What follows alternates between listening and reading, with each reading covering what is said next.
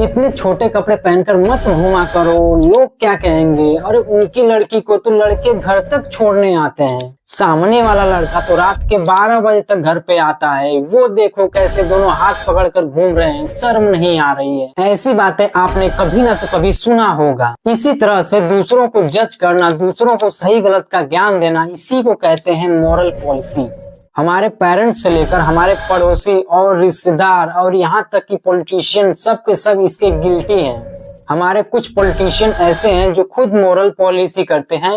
अब आजामी ने एक बार स्टेटमेंट दी थी कि जो लड़कियां प्री मैरिटल सेक्स करती हैं उन्हें तो फांसी होनी चाहिए। कुछ टाइम पहले ये वाली वीडियो वायरल हुई थी जो शायद आपने भी देखा होगा।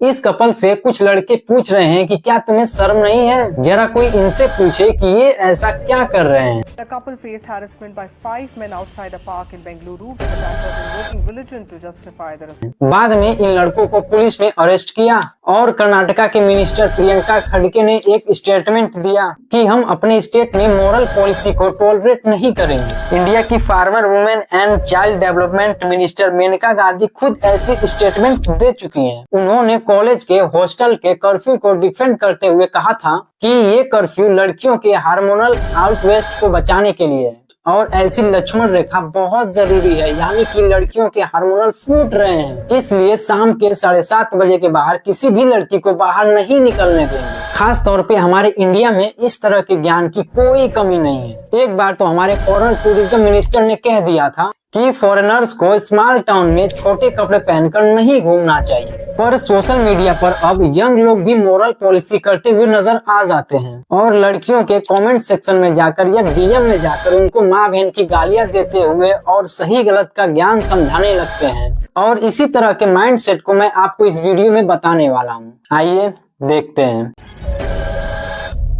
मोरल पॉलिसी हमारे सोसाइटी में बहुत सारे लेवल की होती है और यह बचपन से ही शुरू हो जाता है। लड़कों को कहा जाता है कि क्यों लड़कियों की तरह रो रहे हो, और लड़कियों को बचपन से ही उनके छोटे कपड़ों पर कमेंट सुनने को मिलते हैं। 8 या 10 साल की उम्र की लड़की को ही उसके छोटे कपड़ों से जज करना शुरू कर दिया जाता है। अच्छे घर की लड़कियां इस टाइप के कपड़े नहीं पहनती हैं, इस तरह के कमेंट्स करके लड़कियों को एक बाउंड्री सेट कर दी जाती है। खुले बाल लेकर मत घूमो, ऐसी हेयर स्टाइल मत रखा करो, मेकअप करोगी तो लोग क्या कहेंगे। इनकी लड़की तो बड़ी मॉडर्न है, छोटे कपड़े पहनकर अटेंशन गैप कर लेती हैं। उन्होंने तो अपनी लड़की को अभी से इतनी छूट दे दी है।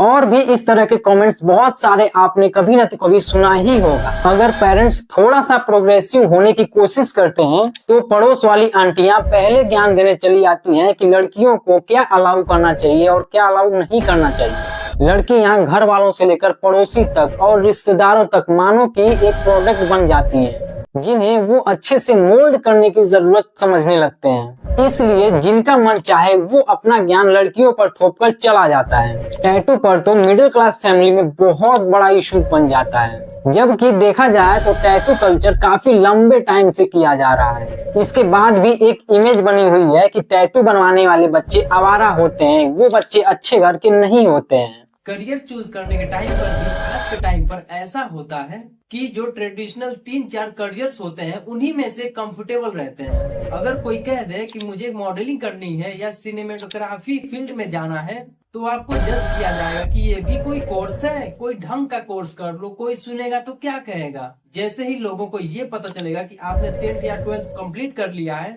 तो ये सारे के सारे पड़ोसी या रिश्तेदार आपके करियर एडवाइजर बन जाते हैं, जबकि उन्हें अपने बच्चों के करियर का कुछ भी पता नहीं रहेगा। पीजी में रहने वाली लड़कियों की काफी निगेटिव इमेज बनाई हुई है कि ये तो आवारागर्दी करती हैं, अकेले रहती हैं, बाहर घूमती हैं, पता नहीं क्या क्या करती होंगी।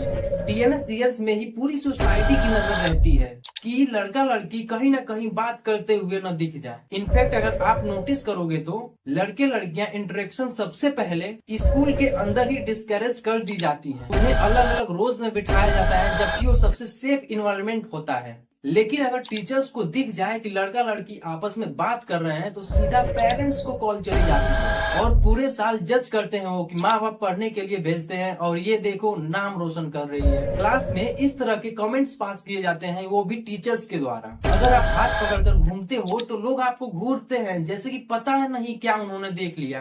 अनजान लोग भी ट्रेन में बसेस में कमेंट्स पास करते हैं कि शर्म नहीं आती है ऐसे हाथ पकड़कर घूम रहे हैं और ऐसा लगता है कि आप कोई क्राइम कर रहे हो। और वहीं पर कुछ सोसाइटी के लोग ये बोलते हैं कि ये सब प्राइवेट में होना चाहिए और वहीं कुछ लोग ऐसा बोलते हैं कि ऐसी सोच रखने वालों को अपने काम से काम मतलब रखना चाहिए। मेरे हिसाब से दोनों लोगों की बातें सही है, हाथ पकड़कर घूमना या हक करने में कोई बुराई नहीं है, लेकिन इससे आगे जो एक्टिविटी पार्क में चलती रहती है वो गलत है। वहीं दूसरी साइड की भी बात ठीक है कि आप अपने काम से काम मतलब रखो। ये एडवाइस उन लोगों के लिए इम्पोर्टेंट है जो किसी कपल के वीडियो बनाकर इंटरनेट पर डाल देते हैं। अरे भाई, आपकी अगर लाइफ अच्छी नहीं चल रही है तो आप दूसरों की लाइफ में आपको घुसने की क्या जरूरत है। अगर आपको अच्छा नहीं लगता है तो आप मत देखो। किसने कहा है कि वीडियो बनाना है। इंटरकास्ट मैरिज को समझ लो कि मिडिल क्लास में एक टैबू ही है। यहाँ तक कि कई रिश्तेदार शादी में आने से भी मना कर देते हैं क्योंकि शादी इंटरकास्ट है, बल्कि लड़का लड़की को या उसकी फैमिली को इसके लिए शेम किया जाता है। इस तरह की घटिया मेंटालिटी आज भी हमारी सोसाइटी में बनी हुई है। अगर नॉर्मल लव मैरिज है तो लोग मजे लेने की कोशिश करते हैं और अगर आपने देखा होगा तो लड़के के लिए सब लोग ये कह देते हैं कि ये तो शादी करके लाया है, लेकिन वहीं लड़की के लिए काफी चीजें बोली जाती हैं कि उनकी लड़की तो भाग गई है, समाज में रहने लायक नहीं छोड़ा है, नाक कटवा दी अपने घर वालों की। ये सारी बातें लड़के को भी बोली जाती हैं, लेकिन लड़की को इससे ज्यादा ताने सुनने को मिलते हैं। और अरेंज मैरिज में भी लड़के के पास्ट के बारे में पता चल जाए तो इतनी बड़ी बात नहीं होती, और अगर वहीं लड़की का कोई पास्ट रहा है तो मिनट से पहले ही उसे कैरेक्टर लेस का सर्टिफिकेट दे दिया जाता है। हमारे समाज में से ही कुछ लोगों ने इसका जिम्मा उठा लिया है। सबको सही गलत का पाठ पढ़ाना इनके पार्ट टाइम का जॉब बन गया है। और जो लोग सबको इतना ज्ञान देते हैं वो लोग अपनी पर्सनल लाइफ में खुद इन चीजों का फॉलो नहीं करते हैं और दूसरों को ज्ञान देने बिना बुलाए ही चले आते हैं।